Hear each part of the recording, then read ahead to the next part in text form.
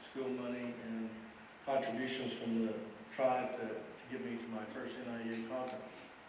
So I know there's other individuals, with us, with Oklahoma having so many Indian Ed programs, I wish we could have reached out somehow to give, opportunity to those people who would have, just soaked up this conference like a sponge. I guarantee you. I know that, that there was just so much here, and I remember the first convention that I went to, representing an Indian education program. I know that, I was just so much to pick from. I just didn't know which one to go to. I would say run here, not run there, and I just absorbed information like that.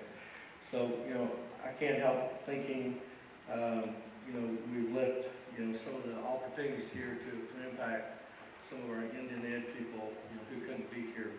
And I know that NIEA needs teachers to attend. We need teachers to teach our Indian children, whether they're native or not. We need them to attend. And sometimes, the bottom line thinking gets in our way. It gets in our way that, we need these teachers to come here and experience Indian education. So I hope that in the future we can do better with that.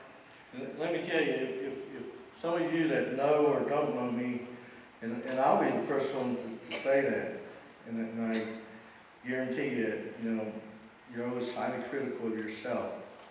But I would be the first one to say, how in the world did he get there? I look in the mirror and I said, how'd you go from knocking on the door and asking your, the parents whether your son or daughter was going to school to being here at NIEA? Well, Jay's probably, set the stage. And if you don't know, Indian people, we don't talk about it enough. Which we're on a spiritual journey. We're on a spiritual journey. This takes us, we've been blessed to be in Indian education, but we're on a spiritual journey. And, I prayed, I said, if I should become the president, is that my journey, you want me to take? And I did, and, touched some people's minds that they voted for me. They put me here. So I think I was here for a purpose. Now you look at it from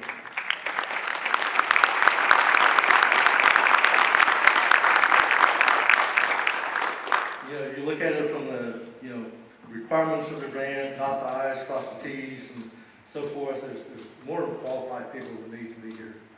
So I think that the few opportunities I had to touch some people's lives and talk to people, I hope I did it in a good way.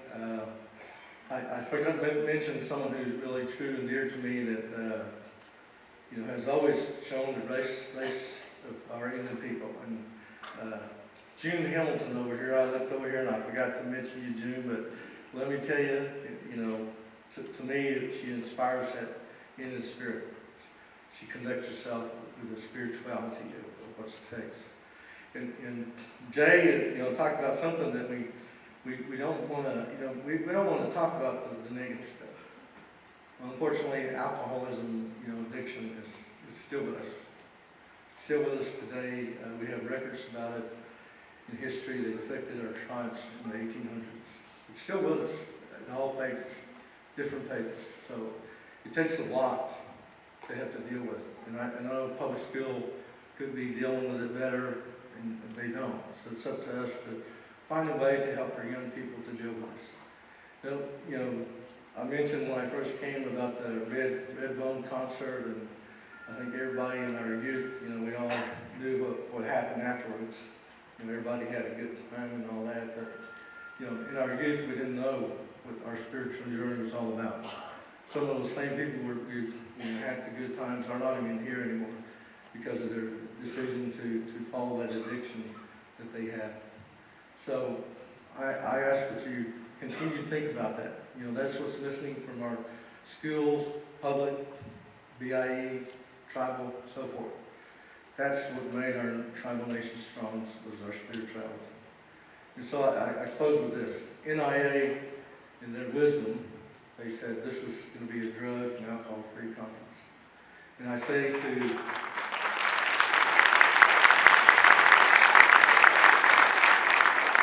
I say to future and current board members, when you represent NIEA, whether it's here on the stage, whether you're outside in conference, if you're going to conduct business for NIEA, please don't disrespect our people who died of this, people who are living today, who are struggling with this, our people in the future who are going to have to deal with these issues. Please don't disrespect those people.